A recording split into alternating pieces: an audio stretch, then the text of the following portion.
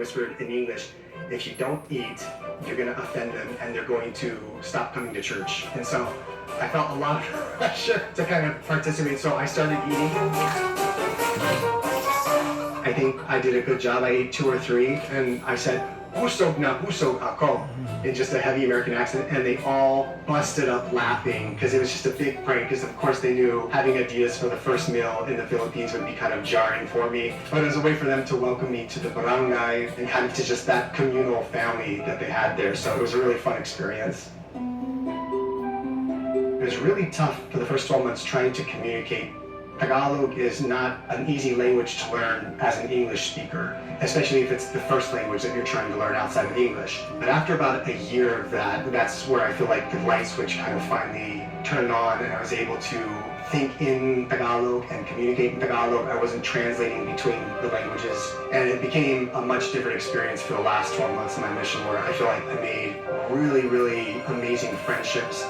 Knowing the Tagalog language, even just a little bit like I do, has allowed me to participate in the culture in a way that I never would have been able to if I didn't speak the language of the people. There's so many beautiful nuances that come with learning a language that give you insight into how someone thinks, about how someone feels about something, because the way that they use their language is unique to them. There's a new level of beauty and experience at participating in and with a culture that comes through learning its language. So I would encourage anyone, if you have the drive and the desire, it's definitely doable. It takes practice and it takes some embarrassing times, but it'll come, and you'll be appreciative for the rest of your life because you took the time to do it.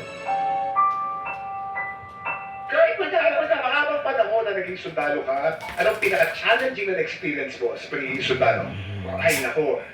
Siyempre sa serbisyo ko sa Marine Corps, marami akong nakikitang masamang bagay. Ano dapat gawin alam mo na maraming masamang bagay dito sa mundo. Kung anong kaya mo, yun talaga. At nag-decide ako pagkatapos gumawa na ako sa Marine Corps na gusto kong talagang mai-focus sa kabutihan. Pero hindi lang bakit dito ako sa Pilipinas. Kasi bakit dito? Ang dami na bansa sa mundo. Yung bakit dito? Yung sabi ko sa mga tao, at siguro narinig nyo ito sa mga ibang dayuhan katulad ko, iba talaga yung Pilipinas. Yung mga ibang bansa, meron din silang masarap na pagkain, mga architecture, pero dito lang sa Pilipinas, ang mga Pilipino.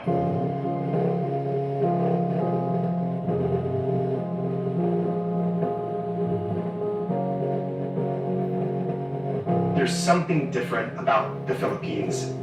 I only learned how to properly describe that a couple of years ago upon stumbling on the definition for kapwa. Kapwa is kind of this sense of belonging that's really, really unique to Filipino culture. And it's a sense of belonging because of a shared history, a shared identity, shared language, shared culture. And it's this sense of community that we don't get back in America. Even as a non-Filipino, you feel it and you fall in love with it. And it's really, really addicting. And I think that's why the Philippines see so many foreigners come here and they just say, I love the Philippines, I love the Filipino people, because it really is the Filipino people that makes this place unique and special amongst all the nations of the world. My love for the Filipino people is just, there's so much in my heart that the Philippines occupies. It was the first country I ever visited other than my own, the first language I ever learned other than my own. It accepts you just as you are, and the sense of kapwa is felt deep within. You feel at home, you know?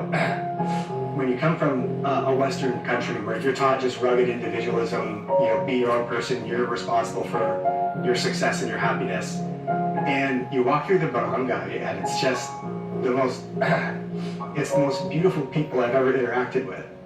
And despite hardships, despite poverty, despite, you know, all of these things that could break a lot of people, I've never met a happier group of people ever in all of my world travels. When I'm walking through the barangay, I feel like I'm at home because people talk to you like you're a friend they haven't seen for, you know, 42 years. I feel right at home there. I've never felt unwanted or outcast. It's people always wanting to come up and practice their English, even if it's a few words. It's this sense of community, and it's where the addiction came from. It's why I love it so much here, because the people are just so welcoming and happy and warm.